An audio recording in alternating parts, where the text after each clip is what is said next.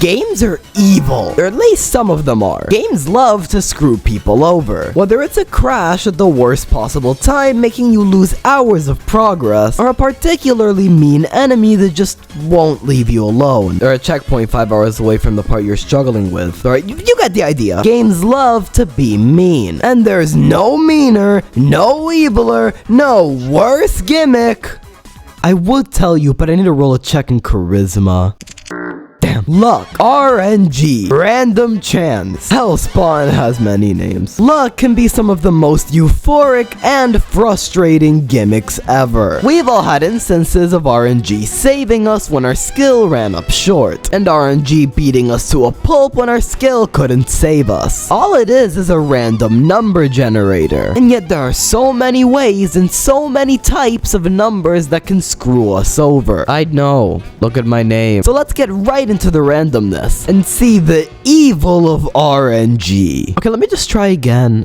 Oh my god. I like to sort RNG into 3 different categories: consequential, half consequential, and inconsequential RNG. All it defines is how big of an impact luck has on the game, but that also defines how frustrating the luck can be. We'll start with consequential RNG, luck that very heavily affects the outcome of the game. Have you ever played roguelikes? They're filled with this. Take Balatro for an example, or Balatro, I don't really know. You have a set deck that you choose to play, one of many, with the cards that you get in your hand being randomized. Any card game is going to have some element of luck, but the luck that you need never exceeds the skill that you need. You can use the shop to better your deck through Joker cards, which give you permanent bonuses. Granted, the Joker cards you get are also random, but you can re-roll. The game is incredibly affected by RNG. There are cards that activate on chance, packs that give you fully randomized cards, and obviously there's no guaranteeing you're gonna get a good hand. But using strategy and minimizing the chances of bad rolls, you can make the most out of any situation. RNG is usually never the cause for your loss. The Binding of Isaac, on the other hand, has RNG through items. While not specifically your loadout, items are crucial in what you're gonna be using to buff yourself up for your playthrough. You know, items such as the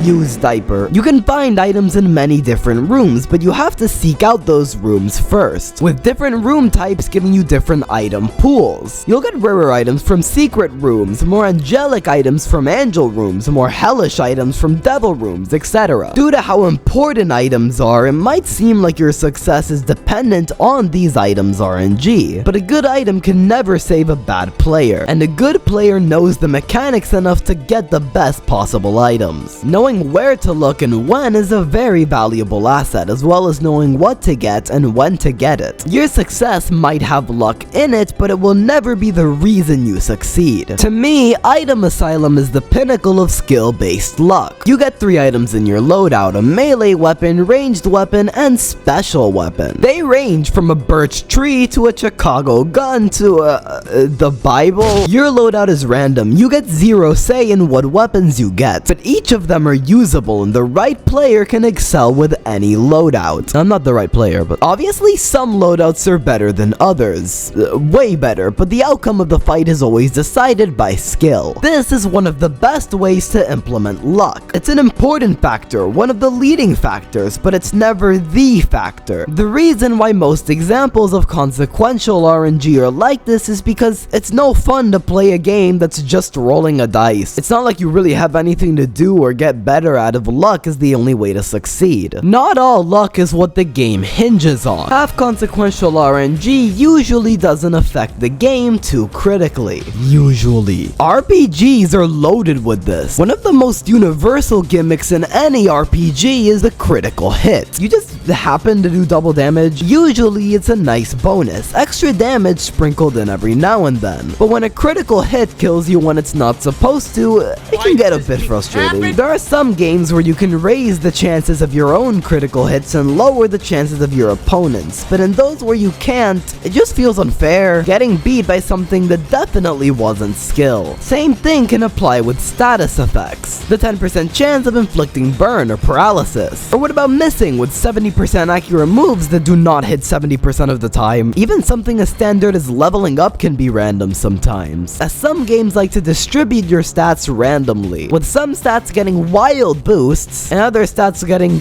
literally nothing. It can get a bit much, which is why I like half consequential RNG to be a lot more small. In Kirby, inhaling 2 or more enemies at the same time gives you the mix ability, a roulette wheel which lets you pick any ability in the game as long as you press A when it shows up. You can also let God take the wheel and just give you like Spider or something. I like this because getting the mix ability is its own challenge. It makes getting lucky with an ability that can break a level way more satisfying, and just generally more earned. Half consequential RNG usually gets to be a little bit more unfair and unpredictable. It's not like the entire game hinges on that luck, unlike something like Balatro, but a lot of times half consequential RNG can be more frustrating.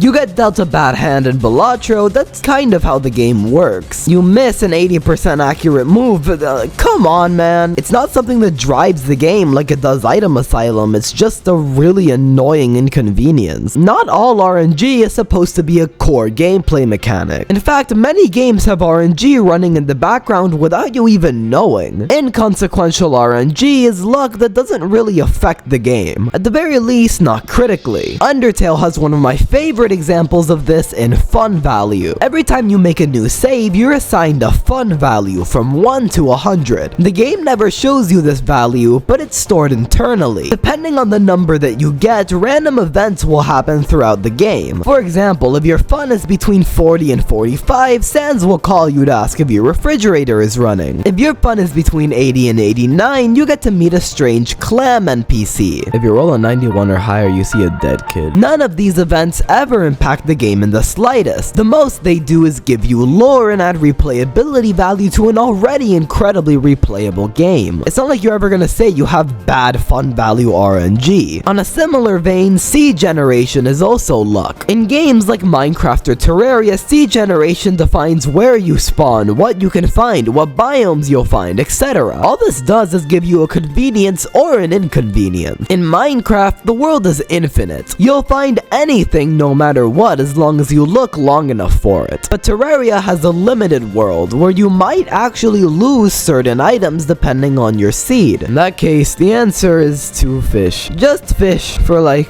an hour or 9. Maybe roll dice in the meantime. Oh my god. Enemy AI can be considered luck-based. Whether it does one thing or another in a certain scenario can 100% be up to chance. Relying on bad enemy AI has actually been a tried and true strategy. But if the enemy's AI goes rogue or slightly good, it doesn't mean much. There are many games that are fully based on luck, like rock, paper, scissors, where the outcome literally doesn't matter. You can get different dialogues randomly, different animations randomly. There is a lot of RNG in basically every game that is quite inconsequential. Small randoms like this are great for variety. It makes it so that you never get tired of a game, even if only little things are changing. I will say, for being gaming's most evil gimmick, we haven't really gotten to the evil of RNG yet. So let's bring in the big guns, the thing that RNG is most known for. Gambling. Just straight up gambling. All luck, no skill, just rolling the dice. Man. The obvious example for this is gacha games. You want more characters, more items? Gamble for them. Put in all your hard-earned digital currency for one character that you're probably not gonna get anyways. Don't call it an addiction, just call it being chained to your phone. Obviously, this sucks big time. It's literally just gambling. I didn't spend 4 months of hard work to get sexy bathtub cat, but I guess you did sign up for it when you decided to play a gacha game. Shiny Pokemon are also gambling. At worst, you have a 1 in 8,192 chance of having your Gengar look from this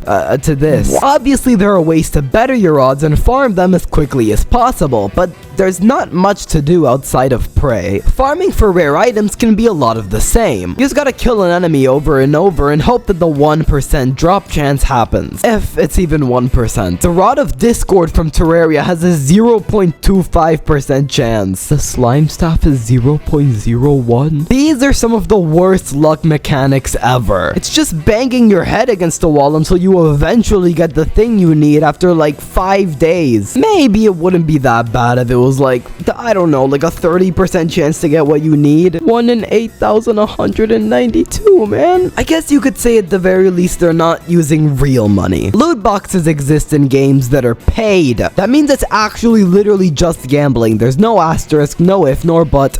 You're using money, it's just gambling. They're digital guns, they can't sell for that much. $400,000. I will say other gimmicks can be quite evil, but I don't think any of them lead into an addiction. This is no doubt one of, if not the most horrible way to implement luck. But there's another type of luck like this that's not really luck, more so a skill issue. Have you ever had a particularly frustrating loss in a game and you just blame it on luck? No, just me. Sometimes losses that are an issue of skill can feel like an issue of luck through frustration. To paint an example, look at Tetris. You can go through a considerably long stretch of blocks without getting a line block. And since many strategies for Tetris revolve around the line block, it can feel like that was a loss due to luck. But in reality, it's not luck. You should have stacked your pieces with possible plan Bs and utilize your held piece better. Mario Kart's a bit of a weird one. Yeah, it's easy to say that the other players got better items than you and screwed you over, especially with something like a blue shell. And while that's not entirely false, you should have also been able to recover. Obviously, something like this is case by case. You're not going to be able to win all of them. Cuphead was the game that struck me with this the hardest. I love Cuphead so much, but I will be damned if I don't admit that I sucked at it. I remember so many instances of losing and just thinking that was not my fault. The boss didn't follow its patterns, the parry timing was weird,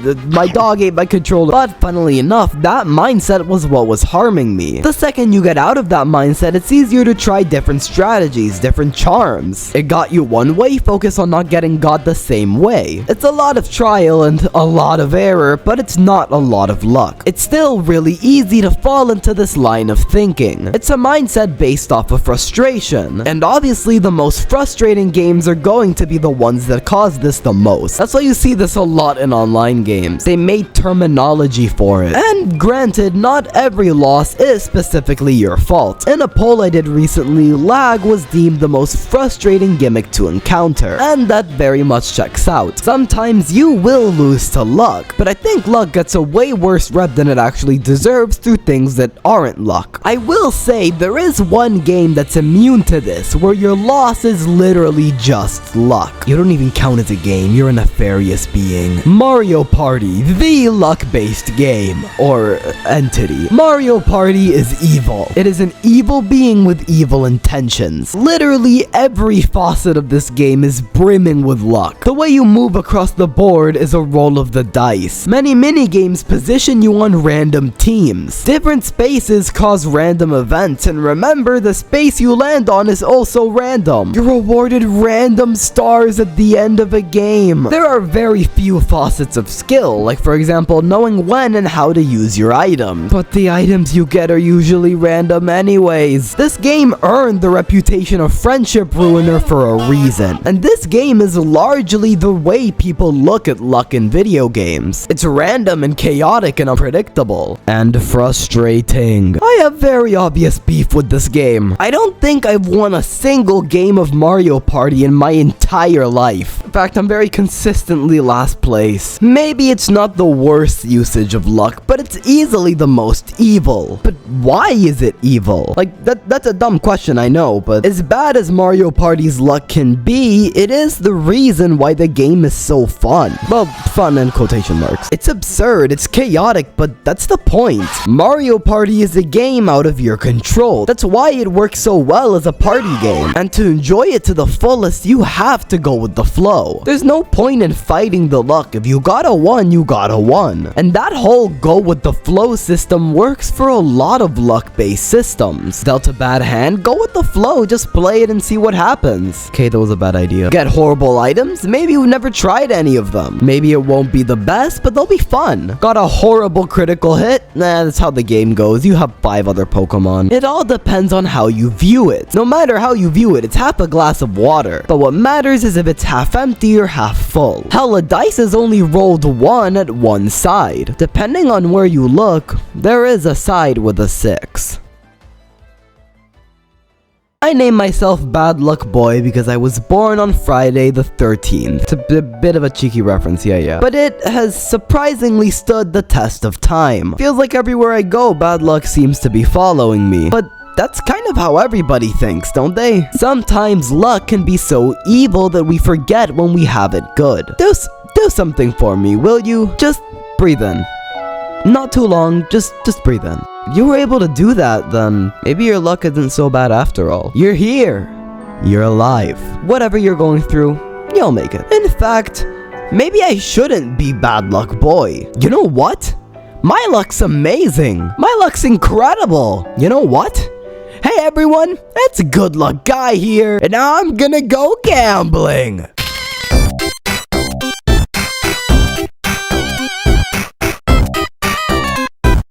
I got banned from the casino. Do you think Dave & Buster's would work?